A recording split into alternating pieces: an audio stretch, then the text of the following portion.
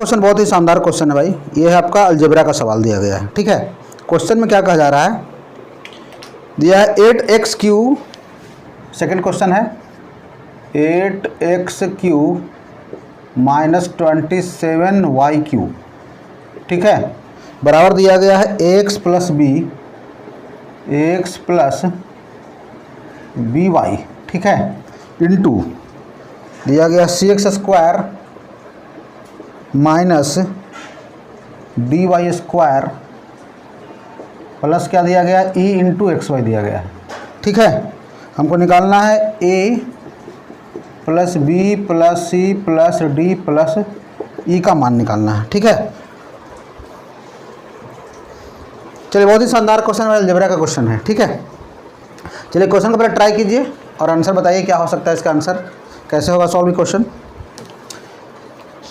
देखो भाई यहाँ से कैसे करना है, इसको सिंपल सा करना है। इसको क्या करना है भाई, 2x का इसको क्यों लिख सकते हैं, इसको क्या लिख सकता हूँ, इसको मैं लिख सकता हूँ 3y का होल क्यूब लिख सकते हैं, कोई दिक्कत नहीं है। अब फॉर्मूला होता है AQ - BQ का। ठीक है, ये जो दिया गया है फैक्टराइजेशन वाला फार्मूला है।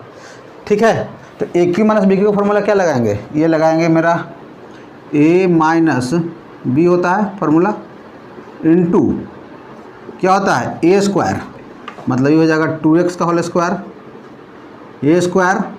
ठीक है, फिर क्या होता है A² + B², मतलब कि यहाँ से क्या हो जाएगा 3y का होल स्क्वायर। और देखो अगर माइनस यहाँ पे रहता है तो क्या होता है, यहाँ पे प्लस हो जाता है। ठीक है, तो ये हो जाएगा मेरा कितना ए भी ना, तो 2x × 3y हो जाएगा। ये फार्मूला सबको याद है ना भाई, AQ - BQ का A - B × A² + AB + B² होता है फार्मूला।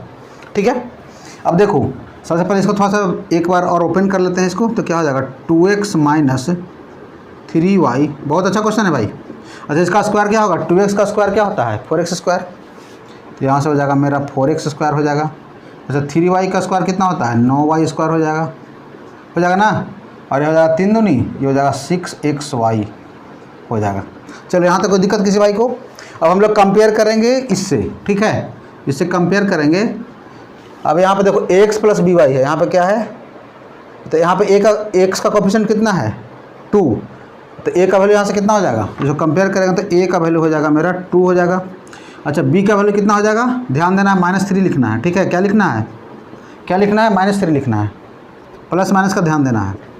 चलो अब यहाँ से निकालो, x का कोफिशिएंट c है, x का कोफिशिएंट कितना है 4 है, मतलब कि यहाँ से c का वैल्यू क्या हो जाएगा 4 हो जाएगा।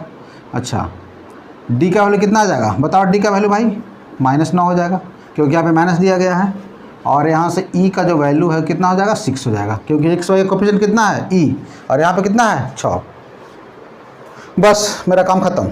अब यहाँ पे देखो निकालना क्या है, a + b + c + d + e, सबको जोड़ देते हैं। तो यहाँ पे जोड़ो 2 - 3 + 4 - 9 + 6। ठीक है, अब यहाँ से निकालते हैं 4, देखो 4 × 2 = 6, 6 × 6 = 12। अब 12 - 12 कितना हो गया 0, लड्डू आ गया भाई। आंसर कितना है, इसका जो आंसर आएगा क्या होगा 0, इधर राइट आंसर हो जाएगा। बहुत अच्छा क्वेश्चन था भाई। ठीक है, समझ में आ गया ट्रिक मस्त तरीके से। तो भाई वीडियो को जिसने अभी तक लाइक नहीं किया है कृपया करके लाइक कर दे। ठीक है, लाइक और शेयर में कोई कंजूसी नहीं होना चाहिए, क्योंकि लेटेस्ट क्वेश्चन हम लोग करवा रहे हैं। पूरा प्लेटफॉर्म जो बुक है उससे हम लोग बहुत जितना नया नया क्वेश्चन सभी क्वेश्चन करवाएंगे। बस खाली सपोर्ट बनाए रखना भाई। ठीक है, और कमेंट जरूर करना।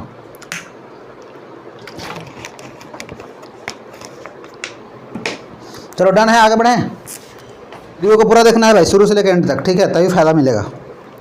चलिए नेक्स्ट क्वेश्चन है, नंबर सिस्टम का सवाल है, ज़बरदस्त सवाल है।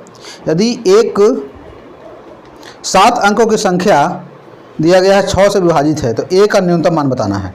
ठीक है, संख्या क्या है, ये मेरा 5 है, 6 है, 3 है, 9 है, a है, 8 है। ठीक है, ये किससे कट रहा है 6 से कट रहा है, 6 से क्या विभाजित है, तो a का न्यूनतम मान बताना है, मतलब a का कम से कम वैल्यू क्या होगा ये बताना है। ठीक है, a का मिनिमम वैल्यू हमको बताना है।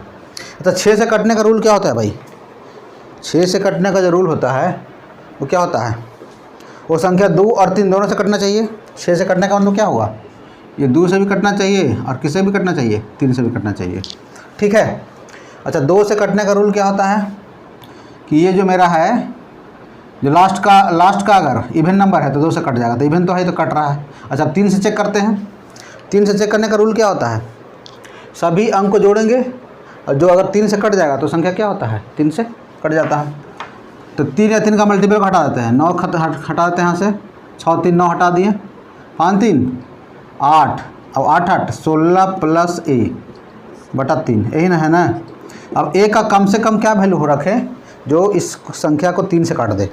अब यहाँ पर देखो भाई, 1 रखेंगे तो 16 1 17 हो जाएगा, इसका मतलब कि a का वैल्यू क्या रखना पड़ेगा, 16 2 18 होता है, 3 से कटता है ना, तो a का जो मिनिमम वैल्यू क्या हो जाएगा, a का जो मिनिमम वैल्यू हो जाएगा अपना, a का जो मिनिमम वैल्यू हो जाएगा क्या होगा, ये हो जाएगा अपना 2 हो जाएगा। ठीक है, क्लियर है सभी लोगों को। बहुत रिपीटेड पैटर्न है भाई, हमेशा क्वेश्चन पूछता है। देखो एकदम ताज़ा क्वेश्चन है। चलो ए इज द करेक्ट ऑप्शन, इस क्वेश्चन का राइट आंसर हो गया। चलो भाई यहाँ तक किसी भाई को कोई दिक्कत इस क्वेश्चन में नहीं है, आगे बढ़ा जाए। देखो कल की क्लास में मैंने भाई गोला पे आधारित सवाल, गोला और अर्धगोला पे जो भी क्वेश्चन नया क्वेश्चन आया हुआ है मैंने करवाया हुआ है। तो जो भी स्टूडेंट्स नहीं देखे हैं चैनल पर जाकर देखिए, बहुत सारा क्वेश्चन आपको करवाया हुआ है लेटेस्ट वाला। ठीक है, आपको बहुत कुछ फ़ायदा मिलने वाला है, तो जाकर चैनल पर जाइए देखिए। चलो जी आगे बढ़ते हैं। चलो नेक्स्ट क्वेश्चन है रेशियो प्रोपोर्शन का सवाल है। दिया गया है कि x y के व्युत्क्रमानुपाती है, मतलब इन्वर्सली प्रोपोर्शनल है। ठीक है, x जो है किसके है, y के इन्वर्सली प्रोपोर्शनल है। मतलब कि यहाँ से क्या हो जाएगा, ये हो जाएगा एक्स वाई बराबर क्या होता है, कांस्टेंट हो जाएगा। ये बहुत इंपॉर्टेंट क्वेश्चन है, ये बार बार क्वेश्चन पूछ रहा है। ठीक है, इन्वर्सली प्रोपोर्शनल और डायरेक्टली प्रोपोर्शनल का क्वेश्चन। अब यहाँ पर देखो, अब यहाँ से क्या हो जाएगा, ये हो जाएगा मेरा x1 y1 बराबर क्या हो जाएगा, x2 y2 हो जाएगा, रिलेशन हो जाएगा। जहाँ पे x1 y1 क्या है, x2 y2 क्या है। देखो x1 y1 क्या होता है, जो स्टार्टिंग का डाटा रहता है। ठीक है, जब x बराबर 28 है तो y कितना 30 है, मतलब x1 हो गया 28 और y1 कितना है 30 है। अब क्या पूछा जा रहा है कि y 20 होने पर x का मान बताइए, यही ना पूछ रहा है। मतलब y2 हो जाएगा 20, हमको यहाँ से निकालना है x2 का मान। स्टार्टिंग वाले डाटा को बोलते हैं x1 y1 और लास्ट वाला क्या बोला जाता है, x2 y2। बस इस क्वेश्चन में इतना ही ध्यान रखना है। ठीक है भाई, ऐसे बात क्वेश्चन 1 सेकंड मुड़ेगा। अब देखो कैसे, अब यहाँ से काटें, 1 0 से 1 0 खत्म हो गया, और दूसरे कितना बार में, 14 बार में। मतलब यहाँ से x2 कितना हो गया, 14 42 हो जाएगा। मतलब ये जो 30 होने पर y बराबर 30 होने पर x का वैल्यू क्या हो जाएगा, ये हो जाएगा 42। ऑप्शन क्या हो गया मेरा, ए इज द करेक्ट ऑप्शन। इस क्वेश्चन का राइट आंसर बन गया। चलो भाई मक्खन टाइप सॉल्व हो रहा है भाई क्वेश्चन, सभी एनटीपीसी ग्रेड लेवल का आया हुआ क्वेश्चन है भाई, एकदम ताज़ा क्वेश्चन। ठीक है, चलिए आगे बढ़ते हैं। एक से एक क्वेश्चन है, बस सेशन में खाली बने रहना है। ठीक है, और सेशन कैसा लग रहा है कमेंट बॉक्स में जरूर बताना है।